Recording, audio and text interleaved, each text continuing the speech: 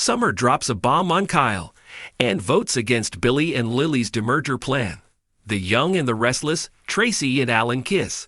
Billy tells Devin about Jill's illness, and Summer finds fault with Claire. At Ashley's apartment in Paris, Abby and Tracy return fresh from a meeting with her at the clinic. Abby is clearly upset. Tracy assures her that coming was the right thing to do. Her mom lit up when she saw her. It was hard for Abby to see her mother so vulnerable and locked away. Her aunt tells her that Ashley has made tremendous progress. They need to focus on the hope that she can put all this behind her. If what happened to Ashley was a horror movie, no one would believe it. Abby is still frustrated that she was shut out of all this. She worries that her mom must have thought she was clueless. Tracy says Ashley didn't want to worry her. If she could do all of this again, Tracy would have done it differently. From her own experience, she knows they should have done things in another way. Her brothers always used to shield her from harrowing things that would happen. She promises Abby that she will never be shielded again. Alan arrives with a gift for Tracy. She's amazed to see it's the scarf she admired in a boutique. She loves it and welcomes him in. He's surprised to see Abby and says her mom will be thrilled to see her. They tell him about their visit. Tracy is sure the treatment is going well. Alan adds his colleagues are all optimistic there will be a full recovery. Sitting down, Abby tells Alan she wanted to thank him in person for all he did for her mom. He thanks her, but wouldn't be surprised if she felt the opposite. Abby and Tracy assure him he isn't responsible for what his twin did.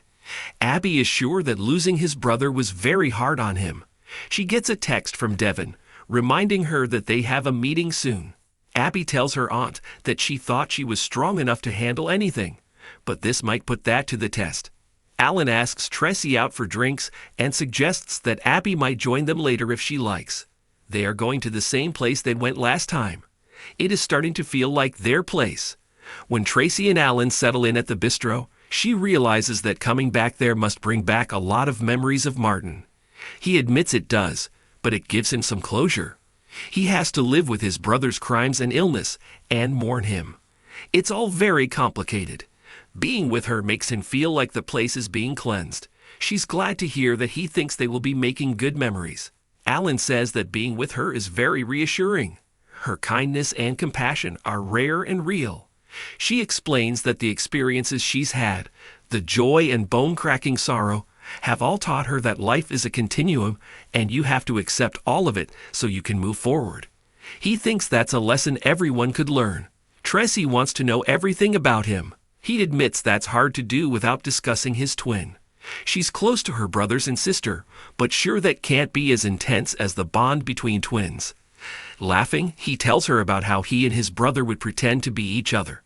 Only their mother could tell the difference. He was the serious one, and his brother was more of a dreamer. She's sure it must be a great loss, and is sorry she's making him talk about this. He says it's good. Normally he doesn't open up and needs to face all this.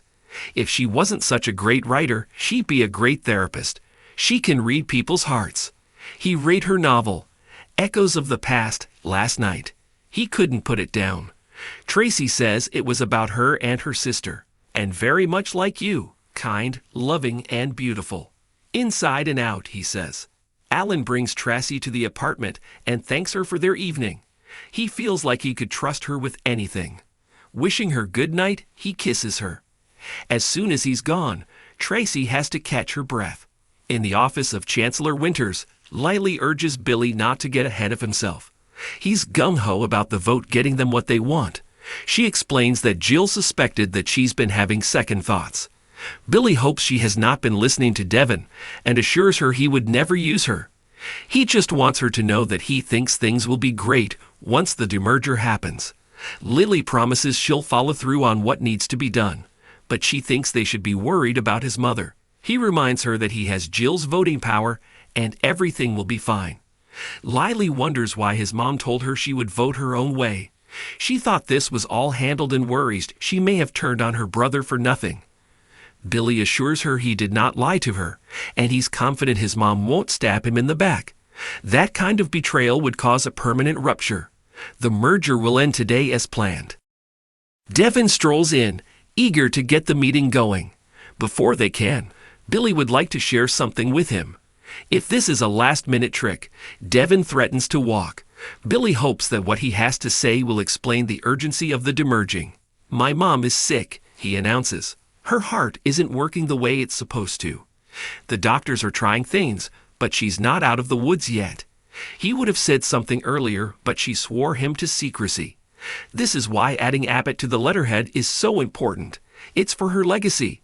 He asks Devin not to say anything during the call. Devin finds the timing for dropping this bomb interesting. Did he wait until the last moment to get a sympathy vote? Billy doesn't care how he sees him or his motives, and refuses to play any conspiracy game about this. Jill pops up on the screen. Lily tells her she looks good. When Devin asks how she feels, Jill immediately realizes her son has told them she's sick. She's furious that he blabbed and violated her privacy. She wonders if he did that to manipulate Lily and Devin. Jill assures them that she is getting plenty of care and asks that they call Abby so they can get this over with. Abby joins the video call and the meeting gets started. Jill announces she will be exercising her own vote since it involves the company she built. Billy declares the meeting is only a formality. Devin wants details about how assets will be divided.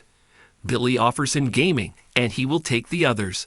They vote in favor of not getting into the details so they can move on to voting on the demerging.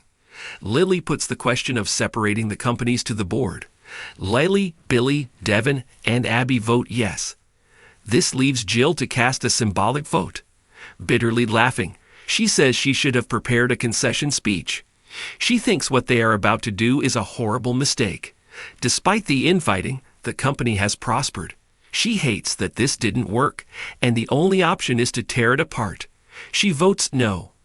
Telling her son that he's now got what he wanted, she only hopes it's worth it and hangs up. The call ends. Devin immediately exits. Lily says it's done. Billy notices she's not excited. She feels like they let Jill down. Arriving at the door of the Abbott mansion, Summer calls to reschedule some meetings so she can spend some extra time with her little guy. When she walks into the house, she immediately bumps into Claire and cringes a little. They act polite. Summer wants to take Harrison out for ice cream, but Claire explains that he's napping after his active day at camp. Summer worries he could be having issues with being out for the first time since the kidnapping. Claire assures her that he had a good day. Most of the other kids think he's a hero. This worries Summer. She doesn't want his memories triggered and for him to have more nightmares. Claire would tell her if it looked like anything bad was happening. Summer doesn't think she can understand her concerns given that she's never had a child. Claire knows. Until recently, she never had parents or love either. But now she does and can see how much her parents worry. So she knows a little about what that must be like for Summer. She can see that the love that Harrison feels from his parents is something he's totally confident about. She'd hate to damage that. Kyle arrives after getting a message from Summer. His ex goes upstairs to check on Harrison, leaving Kyle to wonder what he's walked in on. Claire doubts Summer will ever be okay with her being in his son's life. She'd like to make it easier for Summer to spend more time with her son. When Summer returns, she says Harrison is still sleeping, and she's concerned that he seems a little sunburned. Claire offers to use more sunscreen next time and bustles off to prepare a snack for him. Kyle and Summer start bickering. She demands to know what's going on with Audra. He doesn't feel like he owes her any explanations and says there is nothing personal going on. He claims he was fired by his mom because she was threatened by his presence. His dad sided with Diane. Summer is sorry and sure it hurt him. He says it opened his eyes. Audra now runs Glissade and has a secret investor who owns the company. He's going to work as her co-CEO. Summer thinks he's out of his mind and that all of this sounds sketchy. He'll be competing against his own family's company. Kyle won't feel bad about that after what they did to him. It was treacherous. She can understand he's angry, but this is a declaration of war. Maybe Diane deserves that, but does Jack? This all sounds like a recipe for disaster. She thinks Kyle's a fool and doesn't want their son anywhere near Audra. Summer decides it's time for them to revisit their custody agreement. Kyle wonders if she really wants to go there. Would that really be good for their son? Walking out, she says she will have her attorney call his. Once she's gone, Claire comes back out, and Kyle asks her to have dinner with him so he can tell her what's gone wrong.